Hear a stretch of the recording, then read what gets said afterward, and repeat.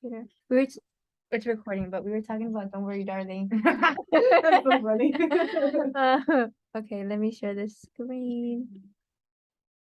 Okay. Oh no, where'd it go? Okay. Okay, yay! Can everyone see it? Yes. Okay, I'm gonna have you guys right there. Okay. So welcome everyone. This is the Q&A event with Gabby. So yes, that's Gabby right there. We'll introduce her in a bit. Oh no, why is it not? Oh, there you go. So just a little introduction about this event and who is Gabby. So this event is like for you guys to ask questions. Gabby is also going to be answering your questions that you submitted. Gabby is she works in TPAC, but she originally was our academic coach for Caminos, but now for Caminantes, she helps us as a student liaison, and also she works in TPAC, so you can easily, when you walk in, you'll see her. So that's that. Do you want to introduce yourself a little bit more, Gabby, or you're good? Yeah, so like they said, I used to be the Caminos coach and I transitioned over into TPAC. And for those of you who don't know, TPAC stands for the Teacher Preparation Advising Center. So we do advising for prospective credential students and current credential students. And that's like all the credentials. So you're talking about multiple subject, you're talking single subject, education specialists, and urban dual. So we basically cover the entire range. And so I'm kind of new to this role. I started in June.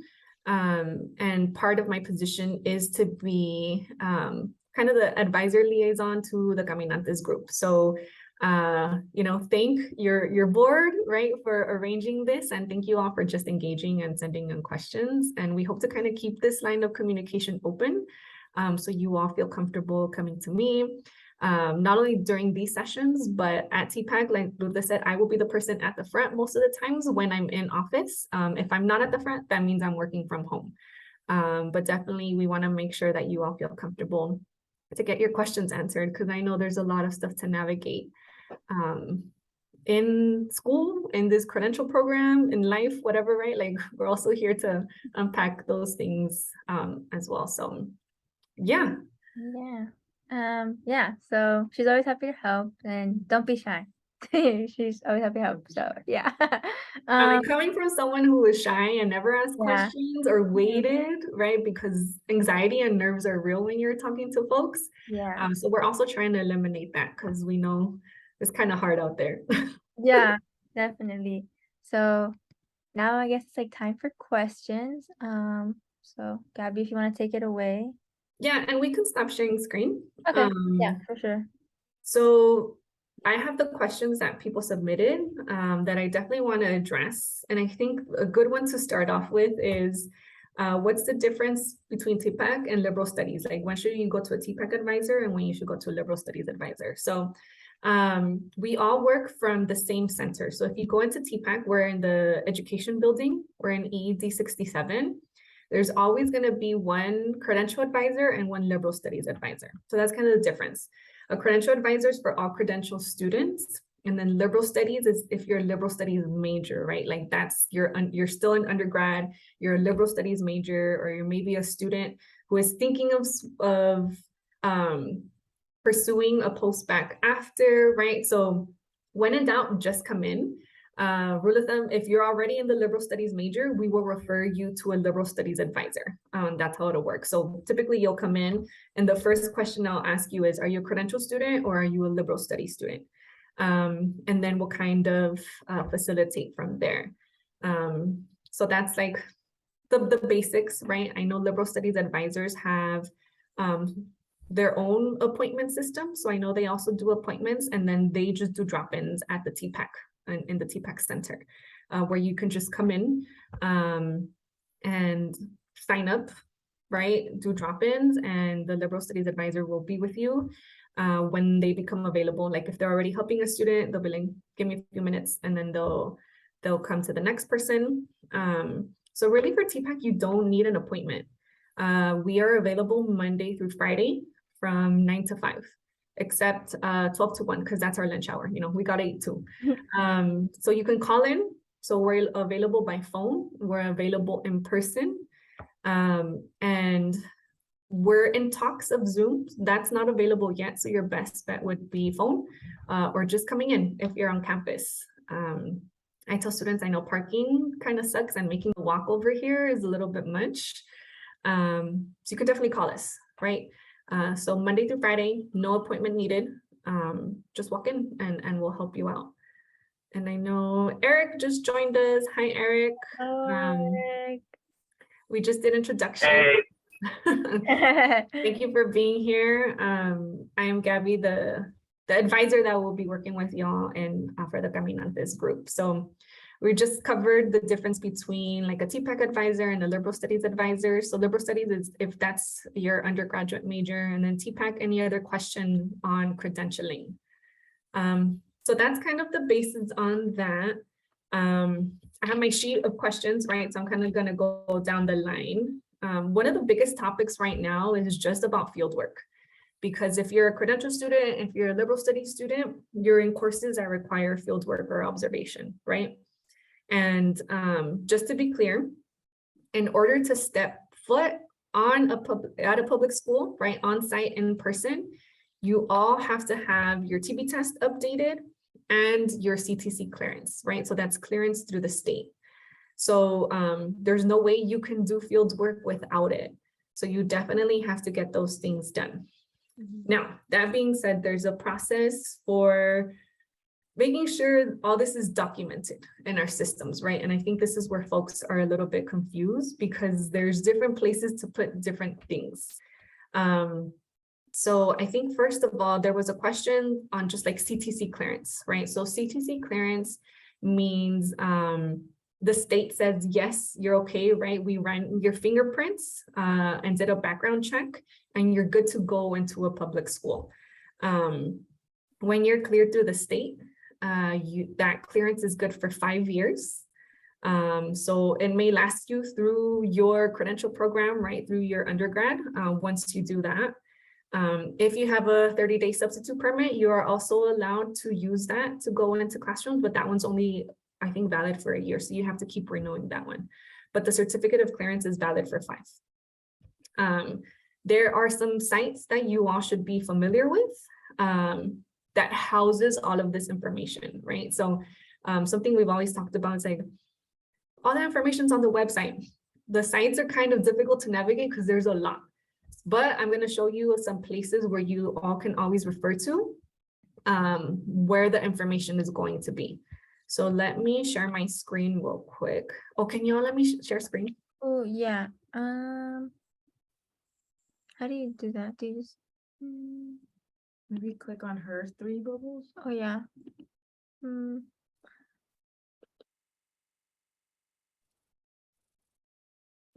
Or sometimes you're able to do multiple sharing at a time. I clicked on that. Does it let you know? Or you can make me co-host. Oh, I can share screen now. Okay. Oh, okay. All right, so there's this site. So all fieldwork and observation stuff, it really actually goes through the Office of Clinical Practice. We just kind of help facilitate all of the information. And really, like if you do a search on CSULB Office of Clinical Practice, it'll take you there, right? On this site, you'll see a series of tabs that has everything to do with fieldwork and information on that, okay? The one we're talking about right now, certificate of clearance, right? What that process is like, what you need to do is all on here, okay? So I know some folks are a little bit confused of what to do, right? So there's basically 2 major steps in getting your clearance. One is the first step is completing the fingerprint process, right? So this step 1 right here. So this outlines what you have to do, right? You click on this website because this website is going to get you this form right here, this 41LS form. So this is the form you need to take with you to the fingerprint location to make sure that that's basically distributed to the agency that needs to do the background checks, right? So if you click on here, show you what it looks like. Scroll down, it's literally this form that says 41LS. Okay, you're responsible for, I believe, sections 3 and 4, which is everything here, right? Last name, first name, driver's license, date, height, all that good stuff. Make sure that the government ID that you're using, right? So your license or your ID, make sure that name matches exactly on here, and then your educator profile that we're going to go over later. If there's a mismatch in your name by one letter, right, that could delay the entire process for weeks.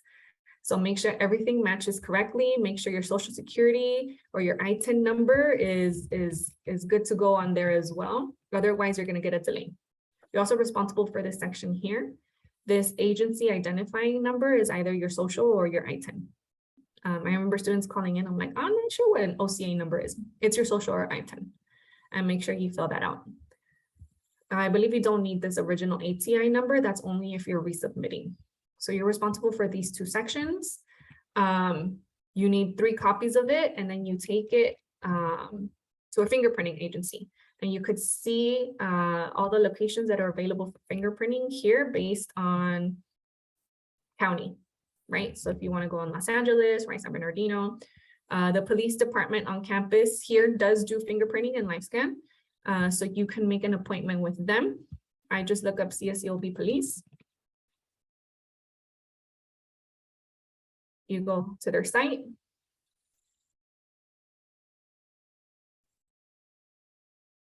You go to the bottom, and they have this handy dandy section here, live scan information, and you can make an appointment.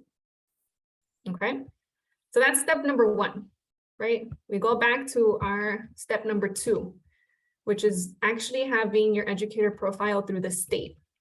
So as future teachers, this all goes through the California Commission for Teaching or California Teaching Commission, whatever the CTC stands for, right?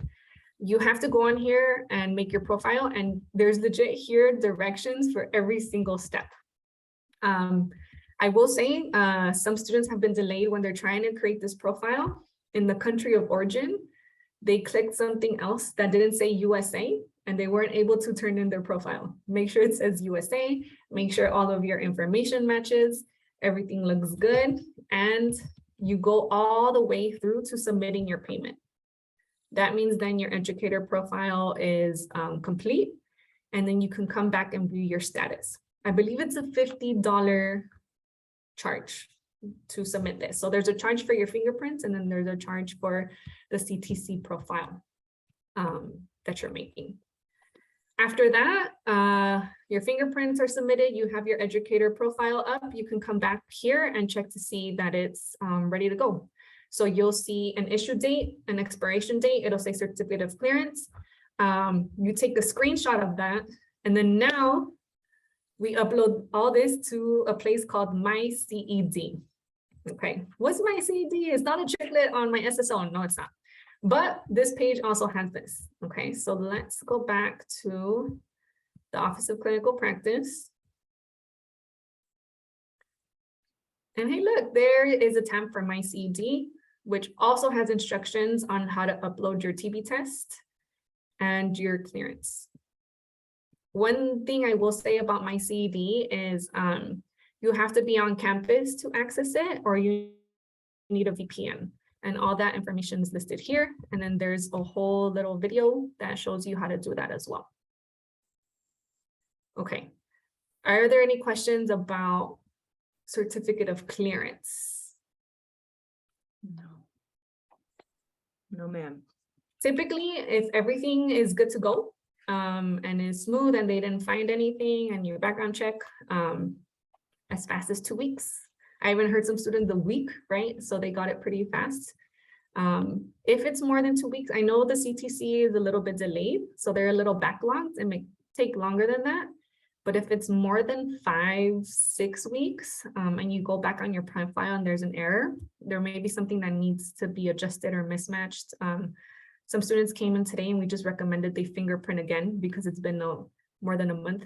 But usually it tends to be pretty smooth. So yeah, that's certificate of clearance.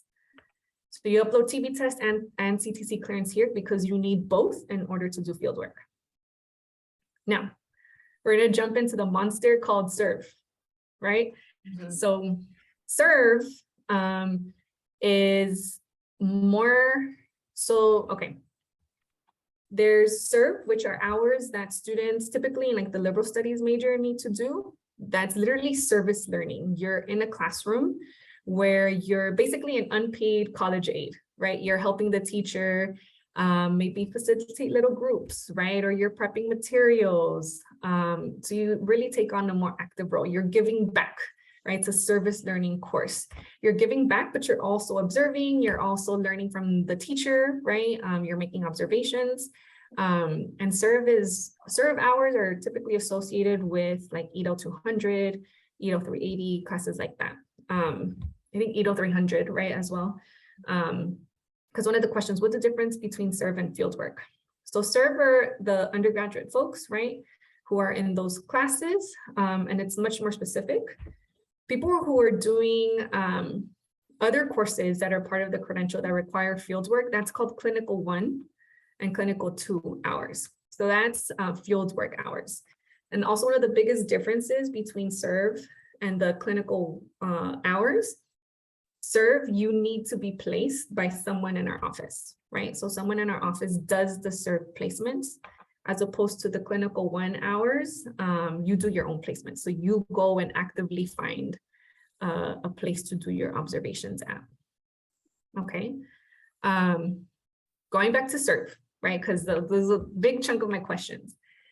You will not be placed in serve until you upload your stuff on MyCED, so your clearance and your TB test, and you fill out your S4 registration form, right? So all of these hours and the placements are logged through S4, right? And you all need to log on to the S4 at the beach site.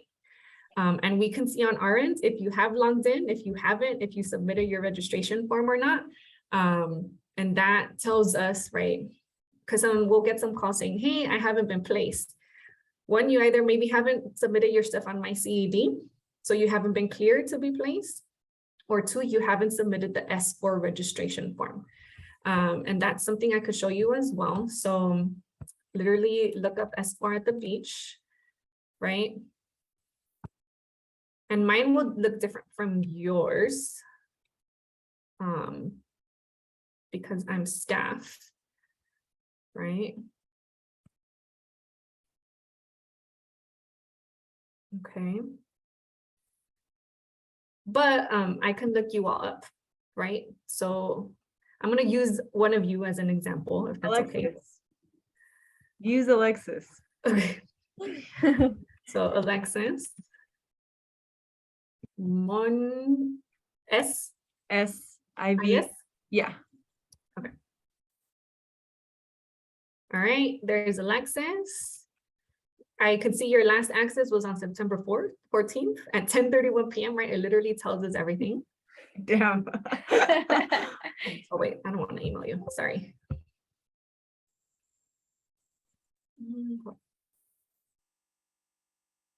Interesting. Oh, view. Ha. And I could see here what Alexis has done, right? What she's done previously before this, all that stuff. Okay, I don't like something here. Okay, right, so I can see all of Alexis stuff here, and I could see that she did submit her serve registration form, which is something you need to have in order to be placed. If y'all don't know what I'm talking about, I can also show you. I'm a masquerade as Alexis for a bit. Okay. Masquerade. Masquerade. This is a cool feature, huh? So if you ever have students or you know people that like, I can't find the serve registration form, it's this, literally this line right here, serve registration form. If you have not completed this, you will not be placed because we don't know where you want to go, right? Because this is where you submit the districts you want to work with from the list that's available. And then that's how you're placed. So if students don't fill this out or they don't do MyCED, they will not be placed. So we're asking students to submit both of these things by October 3rd. And then after that, we'll work on placing them. And there's no minimum or maximum to the amount of hours you have to do per week. You just have to make sure to get them done, basically. And in alignment with your assignments, you may have your instructor may want you to do certain hours by some time or complete an assignment. So you're gonna have to gauge when you do those hours just as long as you finish them, really, and log them on there. Another question was, so when you're logging your hours on S4, you type in all your stuff, right? You don't need your teacher to approve them every time. So I was actually talking to our supervisor in TPAC, and it's like, you could, but let's say you're only going 1 hour every time and you're asking your teacher to approve it, they may get a little bit like sick of it. So what you can do is you can log your hours and you can wait a couple of weeks and then ask them to approve chunks at a time, right? We do not recommend that you log your hours and wait until the end for the instructor to approve everything, because the system will crash at the end because everyone's trying to get approval at the same time. So we suggest requesting that approval for hours twice a month or maybe once a month, just also so you don't leave everything for the end. Does that make sense? Mm-hmm. Okay. I also had a question with students where it's like, does it need to be the teacher that I'm observing in to approve my hours? Yes, it needs to be the teacher whose classrooms you're in that's going to approve your hours. If that doesn't match on your S4 log, when you go in to request approval for hours, you can delete the person that's on there and you can input your teacher's name and their email. So that's something you can do as well. Okay. Let's see. Some students are calling in saying that they haven't been placed and they're waiting. That may be because of the district that they chose, right? So I do know if you requested to do your hours at Long Beach does their own placements. So, and that's something I didn't address earlier. If you're going to do Long Beach, you're going to do Long Beach in the future, they have their own TB test that you have to do within 60 days, because we accept the TB test for 4 years. Long Beach wants their students to have done within 60 days, and they have their own form, and they have their own fingerprinting process, in addition to the ones that we require, right? So Long Beach is a little bit more involved. So if you did all that through Long Beach is doing placements, and we just got word that the coordinator or the person in charge of serve at Long Beach just started emailing their teachers, letting them know that they're going to get students. So just hang tight, and they're just being notified now. Some districts we're waiting on for them to let us know that they want students, right? Which is why we haven't heard from Bellflower. So we're still waiting on Bellflower. So if you chose Bellflower, that's why, because Bellflower has not gotten back to us. If you chose Paramount has not gotten back to us. So that's maybe why you're waiting. If you chose Torrance is full. So Torrance is at capacity, and we're waiting to see if they'll take more. However, Santa Ana and Savannah are open. So if you're open to going to Santa Ana and Savannah, and those are not the districts that you chose, you can give us a call at TPAC, and we can try and work that out. Okay. One other thing for serve, people ask, well, I already work at a school, can I just work at that school? Yes. What you would need to do when you're filling out that S4 registration form that I showed you, there's a place where it says use work as my site. And what you would need to do is you need to get a letter from your school or your district on letterhead. That means the document has like the school's crest or information or whatever, like they'll know what letterhead is. Basically with your name, your title, and a description of what you do for work. You get that letter, you upload it on your S4 registration form, and that's how you can use your work site as your serve site. As long as it's not an after-school program. That's the other caveat. And it should be an elementary school. I work in a middle school. So Yeah. frustrating. Okay. Yeah, because I mean, y'all are multiple subjects, so elementary. So if it were special needs in elementary, is that still works or no? Special needs, I know if you're doing an education specialist program, you do need to be in a special education classroom. Okay. I want to say for multiple subject, you should be in a general ed. Okay. But that's something you can call in and ask us or ask our serve coordinator. But I want to say you would be in a general ed classroom. Okay. Mm-hmm. Let's see, is there anything else on serve? Some people, I already went over the maximum and minimum. There's no maximum or minimum. And people are just asking about balance, right? Is it manageable to do your hours and to work at the same time? I know a lot of folks are concerned because they're maybe doing observations over here, they got work over here, and they have to come to campus, right? So at this point, it really is about your schedule and managing your schedule, and making sure that everything is able to coordinate, right? So for that, I would have you all lean on each other in terms of, hey, how do you organize your schedule? How do you organize your time? And how do you make it happen, right? Because it is tough to handle all those things at the same time, for sure. So I would say if you have blocks of time where you could do your field work, and do it sooner rather than later, because you don't want to feel the pressure when it's week 14 and you only have 2 weeks left and you still have 20 hours, right? So definitely plan ahead. Okay. Oh, I also had another question that said, I contacted my serve teacher, but they're not responding. Again, right? The school districts are still getting back to us.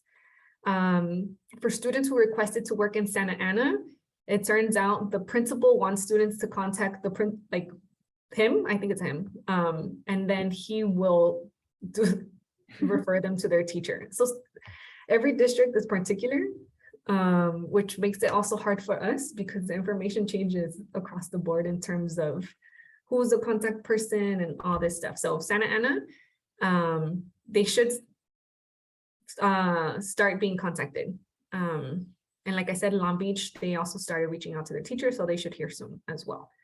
And Paramount and Bellflower, I would give them a couple days because we may be hearing back from them this week. That's all I have, I think, in terms of the questions that were on here. Do folks need clarification on anything or have other questions they want to ask? Do you guys have like a estimated time when you know all of the students will be placed finally? The person who's placing students is basically coming in as students are cleared, right? So she's looking to see that they did your registration form, that you did your MyCED uploads, and that the school that you requested or the district we've heard back from. So there's like a couple things at play. So if you've done everything, it's just kind of like sit tight and the placements will come, right? If you haven't done your registration form or your MyCED, that's why there's a delay. Okay. We are actually looking in the system, and there's some students who haven't even logged on to their S4. So please do that. Eric. Okay, hey, sorry, I'm like driving. Can you hear me? Yeah. Okay. I just had a general question on like what classes look like or class selection looks like after graduating. So I'm going to be graduating this fall. I'm not part of the ITEP program, so I'll be coming in as a new student. Yeah, in spring. So I'm just trying to get an idea of what the availability kind of looks like on those classes. I currently work 8 to 3-ish at a school, so getting online and evening courses are kind of what I'm like trying for. But I know that because I'm not part of ITEP, my time allowed where I can kind of register will be after a lot of students. So maybe if you could just like speak to that or give me some insight on that. Yeah, so definitely first things first, if you're going to be graduating, make sure that you reapply to the university as a post-bac student so that the university knows that you're coming back and going to do your credential. Because if you don't apply to the university, then it will be even more difficult for you to get into classes. Right. So make sure to do that. Most of our credential program classes are afternoon classes, so they start at 4 p.m. and after. So they're either in that 4 to 6:45 p.m. time slot or 7 to 9:45. with the exception of the field work, which needs to be done during school hours, right? I would say, the program's not impacted, so you shouldn't have problems signing up for courses. And if you're coming in as a liberal studies student, there are some course equivalencies, right? That you may have some of the co-recs done already. So for example, if you've done health science 411A, if you've done EDP, one of the EDP 300s, and the E-Tech course, I think that's equivalent to one of our co-recs, right? So you already have some co-recs under your belt. And there's equivalencies that we could get into, but all that is also on the website. So I know you're driving, so you probably couldn't see it, but if you just look up MSCP, right, multiple subject credential program, CSULB, you go on their site, there's in their program overview or the course sequences, there's a course sequence that kind of lays everything out and tells you what your courses should look like in terms of what you need, and prereqs, co-recs, methods courses, and then what's equivalent to things you may already taken as a liberal studies student, right? Okay, yeah, I was just like, just curious on how fast those classes would fill up. But if you're saying that they're not really impacted, then that's kind of good news. Because I'd like to take at least 2, possibly 3 classes in spring, and those are just the credential classes. So I'm just trying to do that. So if you're saying that they're not really like impacted, then there's a good chance that I can snag up those classes. Yeah, I think so. And then for you would be making sure the prereqs and the co-recs, if you're done with those, then you would also be applying for just the credential program right away. Yeah. I think I do have those prereqs done. I think we looked it up last week. So I think sorry. Yeah, so I think I just need those 5 courses along with the student teaching for the credential. Yeah. Okay, so that was it. Okay, cool. Thank you. Anybody else?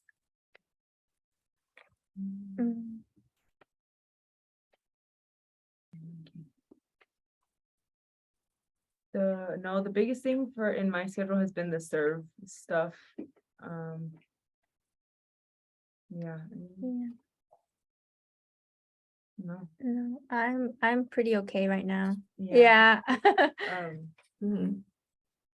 Well, I do have like one, but it's like regarding like my concentration, since I don't know if I'm just gonna say it, but like for my PR minor, like it's gonna overlap with my concentration. And I was talking to Nancy about this, but she was saying how since I'm a public relations, it normally aligns with like either education studies or language arts concentration. But I asked her if I could do like a human and child development concentration, because I know that one's also available, but she said that it doesn't really align with my minor classes. But like, do you have, like, if I were to want to take that concentration, do you think that if I were to take a class like regarding that concentration like next semester, do you think that could be considered in my concentration, or is that more like a liberal studies advising question? That's definitely more of a liberal studies advising question. Also don't want to tell you yes or no.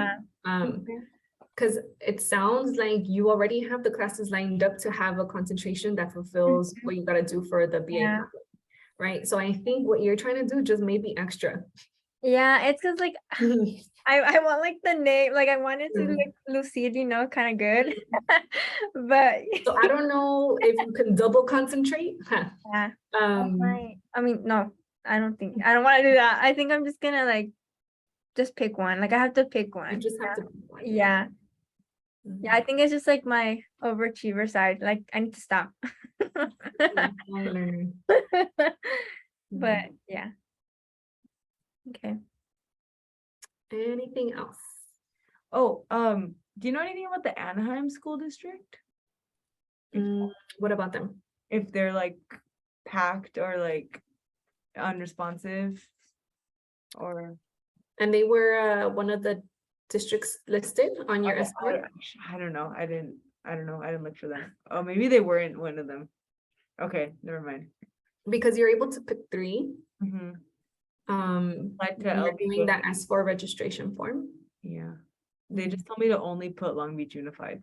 So if that You did works. Long Beach? Yeah, Did you do their Long Beach, their own form and all that stuff? yeah. So you should be hearing back soon. Okay, because I've Yeah. been in contact with one of them. Yeah, it's just stressful, like the waiting, you know, and then you have like this X amount of hours you're supposed to do, and like you want to Yeah. get it done. So it's just, but yeah. It is. So I know it's really hard to just be like, sit tight. Yeah, But that's really all we can do right now. yeah, Mhm. yeah. Okay, thank you. Do folks have any application questions or student teaching application questions?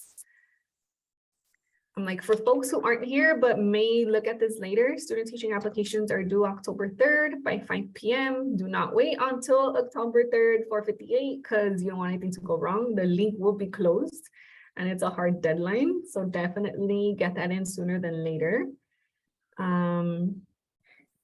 What else?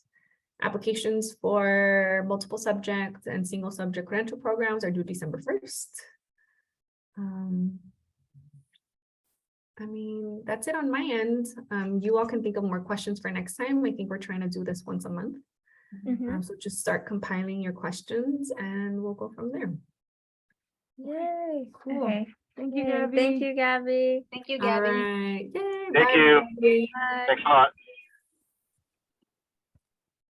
All right. Wait, how do I stop recording?